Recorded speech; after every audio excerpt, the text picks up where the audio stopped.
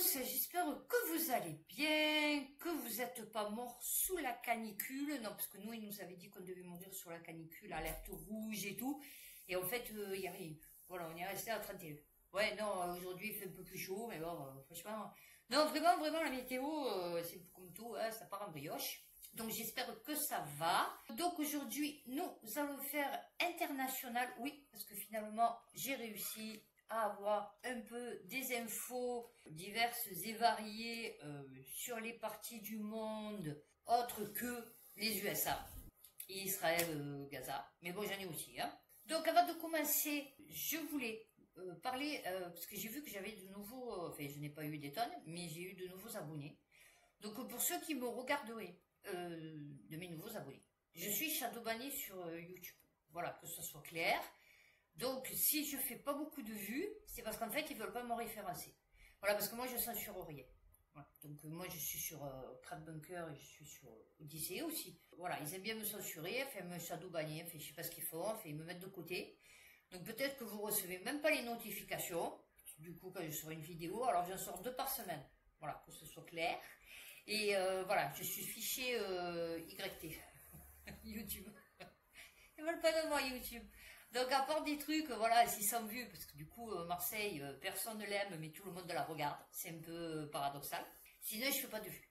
Voilà. Je fais 4 vues, 5 vues, 10 vues, 15 vues. Et en fait, c'est parce qu'ils me référencent pas, quoi. Ils veulent pas que je sois mise en avant, parce que justement, je dis des trucs que ça leur plaît pas, en fait. Donc, voilà.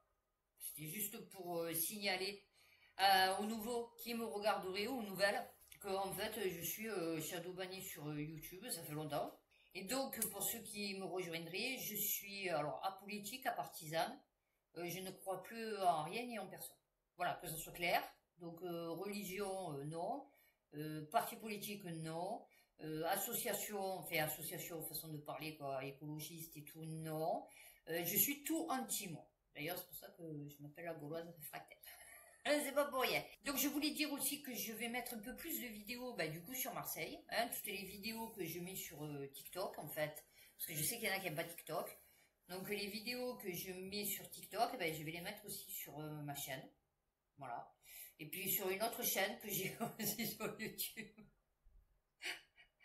Où là c'est ma chaîne perso. Et donc je mets les vidéos de TikTok. Et inversement proportionnel.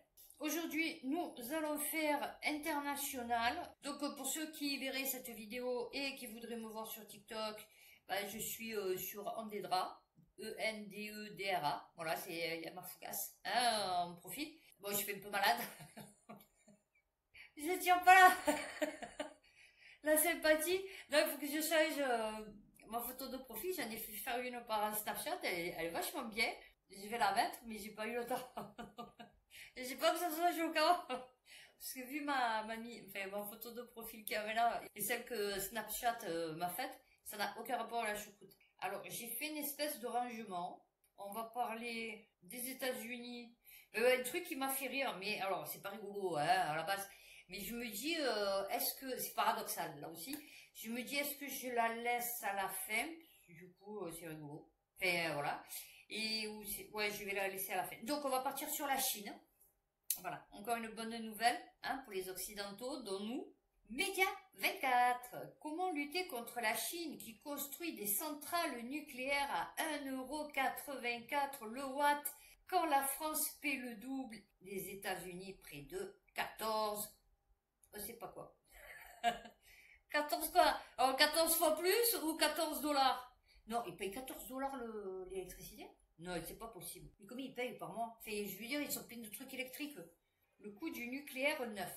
Et ouais, c'est sûr. Ouais, mais ce que tu n'as pas compris, c'est que nous, comme j'ai expliqué dans un de mes articles, enfin, j'ai pas expliqué d'ailleurs, j'ai lu, c'est que le béton des centrales nucléaires, au plus il est radié, au plus il devient dur. Donc nous, nos centrales nucléaires, elles sont éternelles, monsieur. Voilà, c'est ça que tu n'as pas compris en fait. Alors, une étude qui compare froidement les factures des réacteurs nucléaires entre puissance de l'atome. Et tu sais, nous, ça fait longtemps qu'on n'est plus une puissance. La France pour 3,68 € et les États-Unis pour jusqu'à... Bon, 13 €. Ah, ça doit dépendre des États. Sûrement. Autrement dit, pour une centrale d'1 gigawatt, la Chine débourse environ 1,84 milliard d'euros, la France autour de 3,68 milliards d'euros, et les États-Unis peuvent grimper. Oui, c'est les mêmes chiffres. Mais en milliards, c'est comme le délire. Non, non, mais je vous jure. Et ouais, les coûts ont doublé entre les années 90 et 2020. Oui, bon, après, c'est 40 ans, hein. Je veux dire, bon, tu vois. Malgré une ingénierie réputée. Oui, c'est tout. C'est une réputation. Voilà, mais des fois, les réputations ne sont pas fondées. Pendant ce temps, la Chine a fait l'inverse. Elle a simplifié, standardisé, formé massivement et intégré la production localement. Eh ouais, c'est un peu si chinois, hein. Et les résultats sont là. Depuis les années 2000, le coût de construction y a été divisé par 2, puis est resté quasiment stable. Eh ouais, quand tu sais le PR, nous, combien ça nous coûte, il fonctionne pas encore, hein, le truc. Non, non, parce que chaque fois, ils doivent, oui, ça y est, c'est bon, c'est la date et tout, et puis chaque fois, on l'a pas, hein, je t'explique. L'indigénisation stratégique.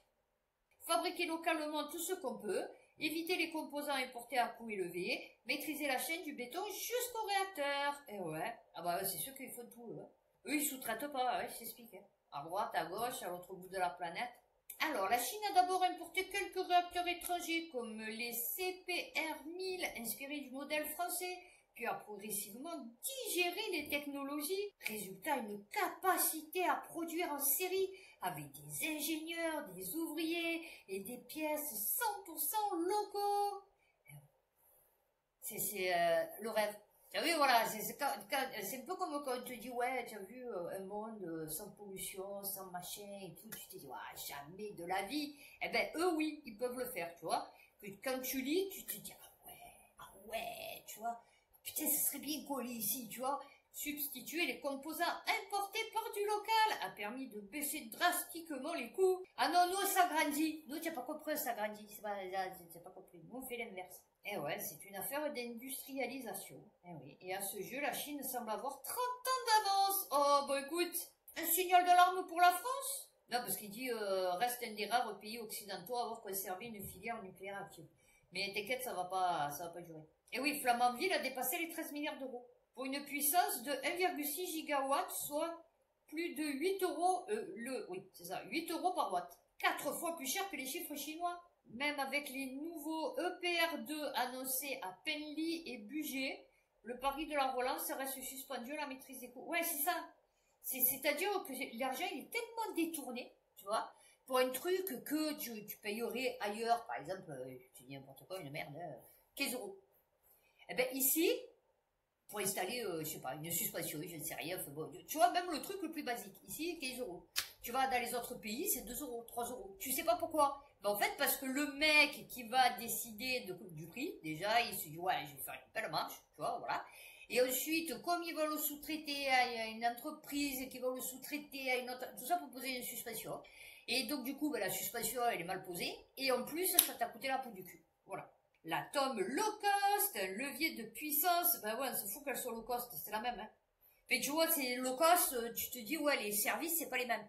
Tu vois, tu prends une compagnie aérienne, cherchez le mot. Tu prends une compagnie aérienne low cost, on va te dire, ouais, tu vois, donc tu payes pas cher ton vol, mais par contre, les repas, il faut les payer, les bagages, c'est plus cher, le machin, ok, il n'y a pas de souci. Que là, non, là, on te dit, c'est low cost, mais c'est mieux que les autres, parce que du coup, ils n'ont pas de chômage, c'est locaux, ils n'ont pas de frais supplémentaires, ils n'ont pas de... Tout était industrialisé avec les robots, les machins, les trucs, les choses, ça merde pas eux. Donc low cost, oui, mais non. Voilà. Mais ça fait mieux de dire low cost. Ouais, ça fait dégueulasse. Tu vois, voilà. BFM Business, ce seul barrage aura la puissance de tout le nucléaire français. Décidément, hein, ce soit pas. Hein. Pékin lance la construction de son titanesque projet hydraulique à 165 milliards de dollars. Et ouais. Pendant que nous, on donne 600 milliards hein, aux États-Unis. Voilà. Non, c'est bien. Enfin, plus 750, bon, fait 1400. Hein. D'ailleurs, le budget européen, hein, puisqu'ils ont voté il y a pas longtemps le budget européen qui était de 1200 milliards. Ben voilà, les 1200 milliards du budget va partir aux États-Unis. Et ouais, non, c'est bien. Enfin, tout au moins la moitié, parce que c'est sur 3 ans, je crois. La Chine veut s'arroger le contrôle sur l'eau et renforcer sa production énergétique avec ce projet de barrage de Motuo qui sera 3 fois plus puissant que l'actuel barrage énorme, gigantesque, qui fait ralentir la Terre. Ah ouais, non, mais ça c'est Idrissa Berkane. Le barrage des Trois Gorges. Le projet cependant situé au Tibet est très contesté. Et oui, parce qu'ils ont fait, je vous ai lu là, ils ont fait les centrales IA là-bas.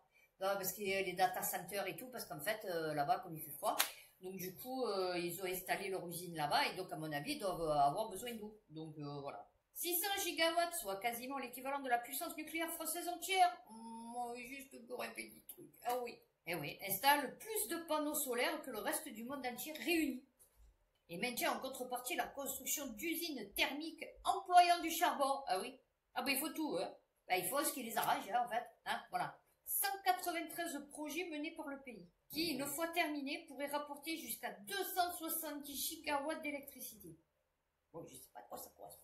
Parmi ces projets, 80 sont des projets supérieurs à 100 mégawatts, marquant un goût pour les projets d'ampleur. Ben ça va, ils peuvent, hein, la Chine c'est immense, hein, je veux dire, tu vois. Critique environnementale, oui c'est sûr.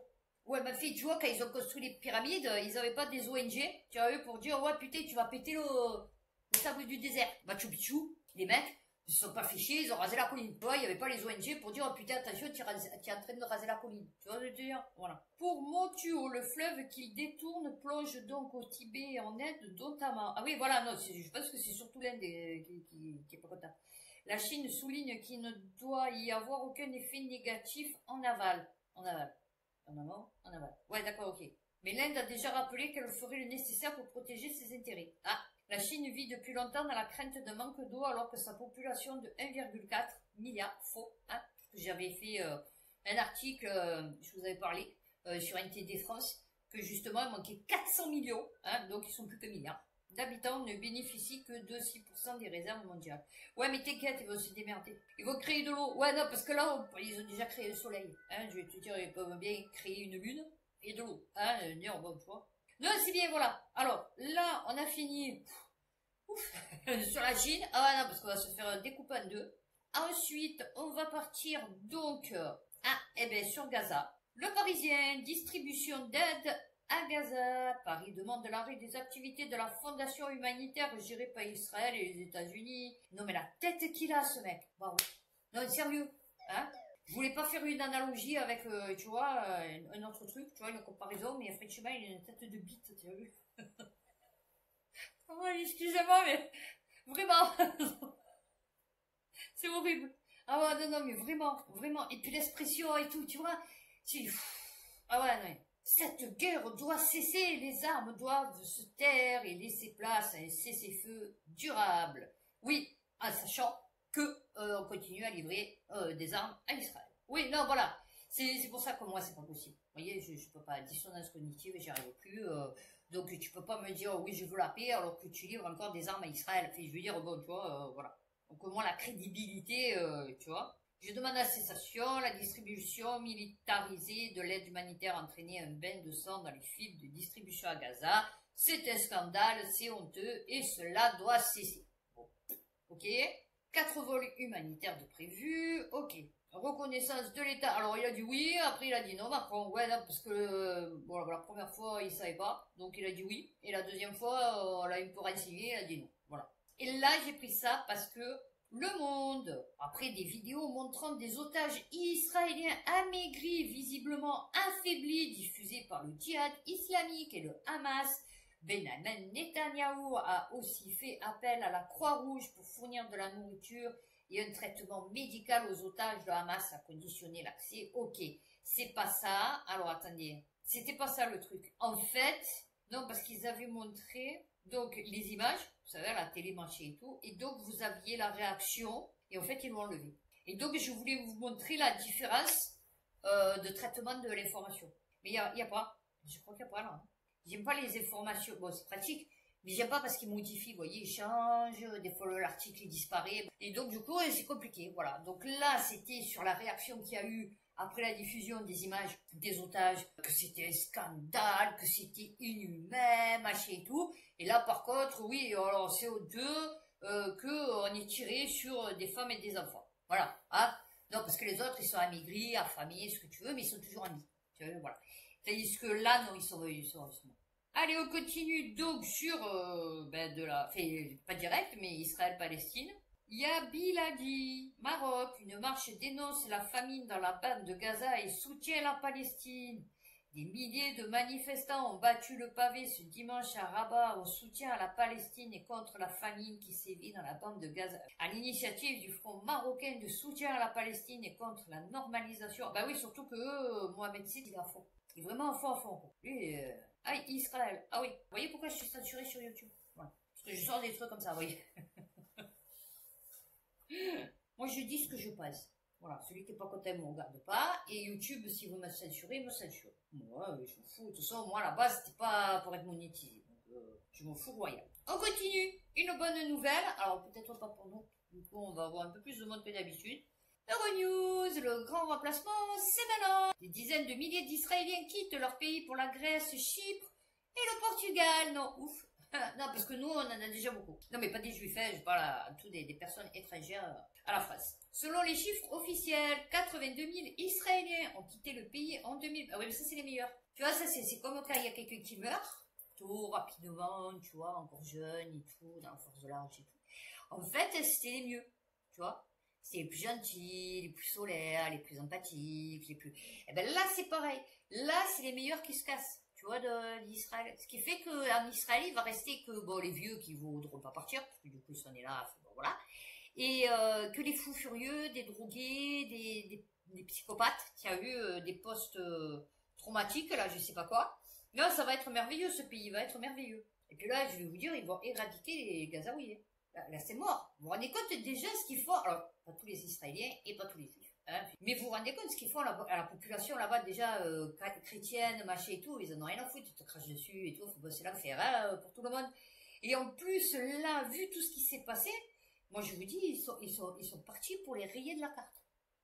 Voilà. Et ceux qui seront encore en vie, ils vont les mettre dans des camps de concentration. Parce que là, c'est mort, la cohabitation, c'est mort. S'ils rentrent dans Gaza et qu'ils annexent Gaza, c'est pour quoi faire, vous croyez? Pour leur rendre leur liberté et tout? Non, non. Ça va être ou pour dire déporté, donc c'est-à-dire tu vas dans un autre pays, ils vont faire des accords, peut-être avec l'Égypte ou je ne sais rien, enfin, bon, le pays à côté, ou peut-être ils vont dire tiens l'Iran tu te les prends et puis nous on t'emmerde plus, un accord à la con encore, comme d'habitude, et c'est tout quoi. Et sinon la population elle va être éradiquée, ça y est c'est fini les Gazaouis. Et que font les pays musulmans? Ben MSN, Reuters, d'accord. Non parce que on le voyait pas, c'était en noir sur noir. Liban, un plan américain prévoit de désarmer le Hezbollah d'ici fin 2025 et le retrait d'Israël. Ah bah oui, c'est sûr. Ah, une fois que tu as tué tous les Gazaouis, du bébé au spermatozoïde en passant par le vieux. Et que après, qu'est-ce que tu veux faire? Ben, tu désarmes le Hezbollah, parce que de toute façon, il n'y a plus de population. Donc ils vont être là pour quoi faire.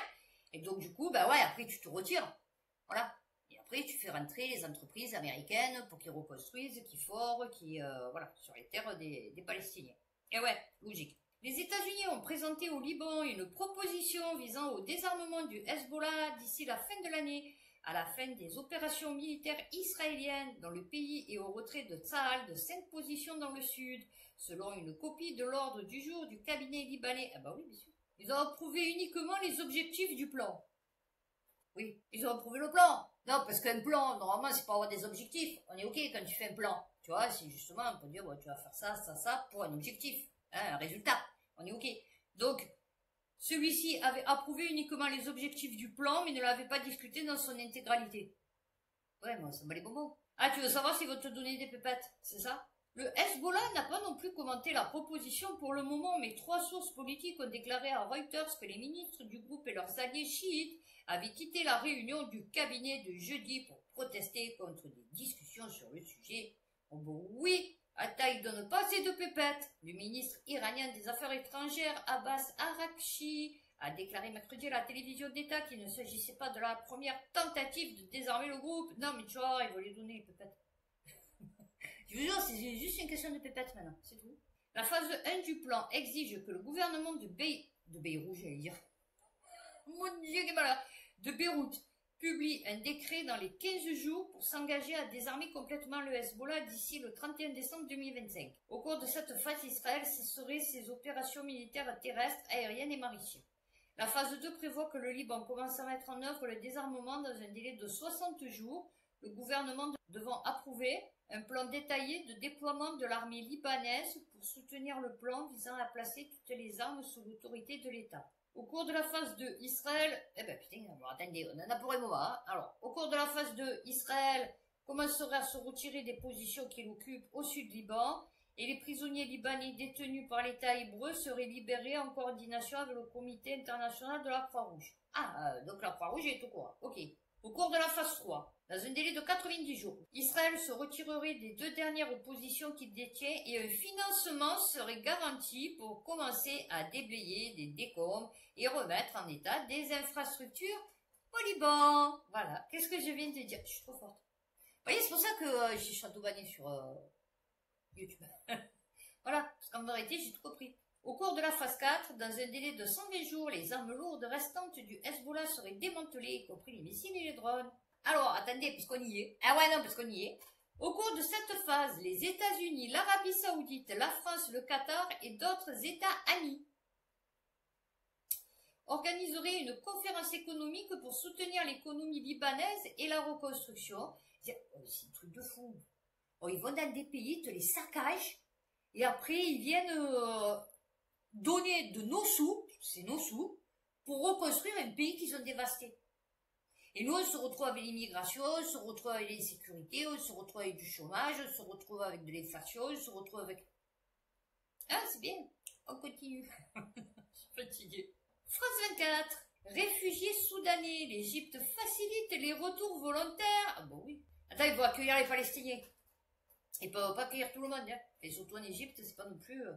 L'Égypte lance... Alors, j'ai un petit truc, hein. L'Égypte lance un dispositif inédit. Des trains gratuits sont affrétés depuis la gare centrale du Caire jusqu'à Assouan, point de transit vers le Soudan, afin de faciliter le retour volontaire de milliers de réfugiés soudanais. Oui, mais s'ils sont partis, pourquoi tu veux qu'ils retournent? Hein? C'est con? Hein? Je sais pas. Alors, c'est où ils sont maltraités en Égypte, donc du coup, ils veulent repartir dans leur pays. Ou alors leur pays s'est calmé, je sais pas, je comprends pas, parce que du coup, si tu pars, c'est pas pour revenir. Enfin, je veux dire, oui, si ça va mieux. Donc, je sais pas. J'ai bien aimé l'idée du train gratuit. Voilà, c'est tout ça. Reuters, oui, non.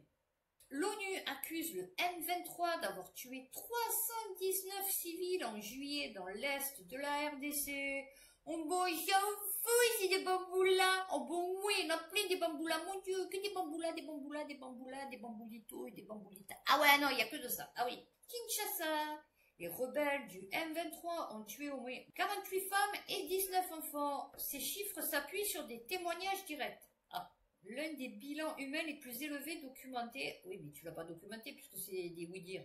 J'ai pas dit que ça n'existait pas. Reuters avait fait état de ces violences dès le 31 juillet dernier en s'appuyant sur des déclarations du Bureau conjoint des Nations Unies. Le chef de file du M23, Bertrand Bizimois, avait déclaré que son mouvement mènerait l'enquête tout en prévenant qu'il pouvait s'agir d'une campagne de... Ah ouais, non, mais ça se peut. Hein. Tu sais, les face flags, ça peut exister dans tout et dans n'importe quoi. Des civils, principalement des agriculteurs, campant temporairement dans leurs champs, pour la saison des labours, ont été attaqués. Après, ils se demandent pourquoi ils veulent partir. Ah oui. Soudan, RFI, l'armée détruit un avion cargo émirien. J'ai rien compris. Alors, non, on va dire le truc, j'ai rien compris. Voilà, donc, alors, blonde, ok. Il y en a un, il m'a fait rire, sur Crâne Bunker, si vous regarde, il me met, enfin, quelqu'un qui parle et qui est réveillé et tout sur ma vidéo science. Non, parce que je fais des vues quand même, hein, sur Crâne Bunker et sur Odyssée. Et, fait pas beaucoup, mais plus qu'ici, sur YouTube. Et il me marque ça. Donc moi je lui dis merci, mais ça fait longtemps que je suis réveillée. Mais je crois que comme parce que là-bas c'est compliqué sur Crâne Bunker, il y a des canaux et après vous avez des chaînes. Vous pouvez avoir un canal et avoir plusieurs chaînes. Et donc moi mon canal c'est Cogito Ergo Sum, puisque à la base c'était ça. Et donc j'ai deux chaînes. J'ai la chaîne Cogito Ergo Sum que j'arrive plus à aller. J'avais la chaîne Cogito Ergo Sum Beta que je ne peux plus aller, je sais pas pourquoi. Et maintenant, donc du coup, j'ai la Gauloise réfractaire. Donc je sais pas si c'est sorti en tant que la Gauloise réfractaire. Il me marque, non, je parle de la personne qui parle dans la vidéo. Et moi, pour rigoler, je lui marque une blondasse avec un fort accent marseillais. Et lui, il a cru que... Il me dit, non, j'ai pas voulu être, comme il m'a dit, offensant ou je sais pas quoi, le mec. J'ai dit, non, mais ça va, c'est pas grave, c'est de l'ironie, je m'en fous, en fait, je plaisante. Non, mais ça m'a fait rire. RFI, Soudan. L'armée détruit un avion cargo émirien, donc Soudan, Émirat, transportant des mercenaires colombiens. Alors, à l'aéroport de Niala, capitale du Darfour du Sud, tenu par les FSR. L'appareil loué par les Émirats Arabes Unis transportait à son bord 40 mercenaires colombiens. Ainsi, non mais quand on dit que c'est, tu vois, mondial maintenant. Ainsi que du matériel militaire. L'avion a été totalement détruit selon les autorités soudanaises. Tous les occupants ont été tués. Voilà, les 40 mercenaires colombiens. Non, c'est bien, c'est bien, c'est bien, c'est bien, c'est bien. La télévision nationale a diffusé des images de la frappe et le président colombien a reconnu les faits. Ah, d'accord. Non, c'est bien. Ah ouais, non, c'est bien. Un tournant dans la guerre au Soudan qui révèle l'implication d'Abu Dhabi aux côtés des FSR. Franchement, il faut comprendre, hein. Vraiment, vraiment, il faut connaître le sujet, tu vois. Donc, je vous lis, voilà, c'est tout. Je ferai pas plus de commentaires, voilà. Je développerai pas plus, parce que, franchement, je comprends rien, hein. Je vous explique. Alors, jusqu'à présent, Abu Dhabi continue de nier toute implication dans le conflit soudanais. Ok. Ces allégations infondées sont entièrement fausses, ne reposent sur aucune preuve et révèlent une campagne de désinformation. C'est qui, lui? Le responsable émirati. Ah, alors, la Colombie, elle a dit ok, le Soudan, il a dit ok. Par contre, les Émirats Arabes Unis, ils ont dit non. Non, non, c'est pas le nôtre. Non, non, nous, on n'a rien à voir. Et non, non, non, Colombie, Soudan, nous, on n'y est pas. Eh ouais, non, nous, on n'y est pas. Oui, je sais, on dirait, il y a les... Non, non, c'est pas nous. Ouais, non, tu connais pas ce pays, je sais pas. Alors, pour faire parvenir armes et hommes sur le terrain, les Émirats affrètent de vieux avions via des sociétés privées africaines. C'est compliqué, hein? Et engagent des pilotes de différentes nationalités. Deux d'entre eux, un sud-soudanais et un centrafricain, ont déjà été tués lors d'attaques antérieures. C'est la deuxième fois en 3 mois qu'un appareil émirien est visé au sol à l'aéroport de Niala. Ils se bombardent même leur... Non, c'est bizarre. C'est pas les mêmes... Et franchement, je comprends. Les mercenaires colombiens de plus en plus visibles. Mais qu'est-ce qu'elle vient faire, la Colombie, dans l'histoire? Et pourquoi des mercenaires colombiens? Non, parce que là, je comprends pas. Libération. Reportage. Cannabis en Thaïlande. La descente après l'euphorie verte. Eh ouais. Je savais même pas que là-bas, tu pouvais fumer tranquille. Tu vois, comme quoi... 3 ans après la dépénalisation de l'usage récréatif du cannabis, une première en Asie du Sud-Est, le pays a décidé de faire machine arrière. Les professionnels du secteur peinent à voir clair dans ces va-et-vient législatifs et s'inquiètent pour le futur de... Ben oui, ben là, c'est du coup, si c'est fini, c'est fini. Hein, chez nous. Non, mais j'ai pas compris pourquoi, en fait. Donc, culture et vente libre des fleurs de cannabis. Et ouais, presque tous les clients sont étrangers. Alors, je veux dire, et sur des pays occidentaux. Ah ouais, non, mais, ça c'est clair. Non, non, mais, alors ils disent pas, parce que non, l'article, il faut s'abonner. Mais c'est rigolo. En fait, les coffee shops, c'était pour les étrangers. Là, j'ai rigolé. C'est pas rigolo, mais c'est paradoxal. Donc, on va finir par celui-là. Par le paradoxe du paradoxe. Ah oui. L'acteur Kevin Spacey, inculpé d'agression sexuelle contre 3 hommes au Royaume-Uni. Donc, mai 2022. Ok, non, parce que je voulais rappeler les faits d'abord. Donc, le parquet britannique autorise ainsi des poursuites pénales contre l'ancienne star de la série House of Cards, accusée d'agression sexuelle depuis 2017. Ok. Et donc, là, avec l'histoire d'Epstein, d'ailleurs, je me suis abonnée à Candice Owen et à Tucker Carlson. C'est dur à dire. Moi, je regarde en sous-titré, c'est chiant, mais bon. Et c'est super intéressant, parce que là, on a fait un épisode où elle dit que genre Trump il a trahi les Américains quoi, il a trahi les Américains sur l'affaire d'Epstein et par rapport à Israël quoi. Et là, Anne Branded, Kevin Spacey demande la publication des dossiers d'Epstein. Alors que l'administration Trump semble prête à mettre le scandale Jeffrey Epstein derrière elle, ce n'est pas le cas de Kevin Spacey. L'acteur a commenté sur X un récent... Je ne savais même pas qu'il commentait encore quoi que ce soit. Un récent rapport pourtant j'aime bien comme acteur, mais bon, un rapport du ministère de la Justice et du FBI qui n'a trouvé aucune preuve d'une liste de clients ou d'un acte. Non, c'est-à-dire le monde entier là, d'accord, cette liste, sauf le FBI, voilà, et le ministère de la Justice. Eux, ils l'ont pas. Par contre, le monde entier, là. Oui, non, non, non. Ou d'un acte criminel dans la mort d'Epstein en 2019. Libérer les dossiers Epstein. Oui, là, parce que chaque fois, dans les vidéos que je regarde, ils disent Epstein, après ils disent, ah non, il faut dire Epstein. Non, il faut dire Epstein. C'est Epstein. C'est comme ça. C'est, voilà. Pour ceux d'entre nous qui n'ont rien à craindre, la vérité n'arrivera jamais assez tôt. Le ministère de la Justice et le FBI, ok. Et donc, Spacey a déjà fait l'objet de rumeurs concernant ses liens avec Epstein, car il apparaissait dans des carnets de vol et avait voyagé avec lui. Bill Clinton, ok. Lors de son procès, il a nié avoir eu une relation plus profonde, déclarant: j'ai rencontré Jeffrey Epstein lors de ce voyage, je n'ai jamais revu, je suis jamais allé sur son île. Non, tiens, oui, bon. Et ben voilà. Donc, il demande, parce que là, il parle de tout sauf de ça, il demande à ce que ça soit publié.